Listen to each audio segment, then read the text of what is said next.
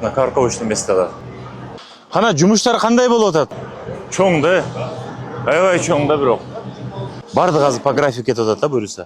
Курулуш иштери мына өзүңүздөр көрүп тургандай эле 80%га бетон иштери аяктады. Айдын аягына чейин аяктайт. Эң акыркысы мына акыркы блогубуз декабрдын 10-унда. Ошондо бизде толугу менен бетон иштери толугу менен аяктайбыз. Андан кийин конструкция уже жумуштары башталды.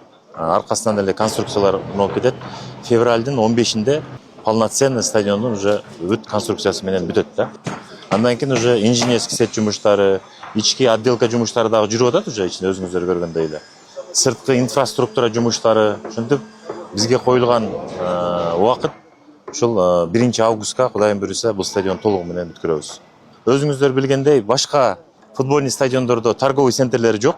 Бул жерде 40 000 чарчы метр торговый площадкалар менен. Бул жерде бардык ошол кийим кече дейбизби, бардык ушул брендтер ушул жерге келип туруп жайгашат. Андан кийин биздин Кыргызстаныбызда, не только Кыргызстаныбызда, кошуна мамлекеттерде дагы жок да. Эң чоң стадиондун бири. Бардык шарттары менен акыркы үлгүдөгү FIFA-нын требованиясы менен бүт курулуп атат. Сразу газоблогу дагы кетип атат да. Бияктары бүт бөлүнүп атат, Ооба? Бияктар бүт бөлүнүп атат мындай. Эмки жылы көчмөндөр оюну, андан сырткары ШОС биздин Кыргызстанда өтөт. 25 жылдык юбилейдик.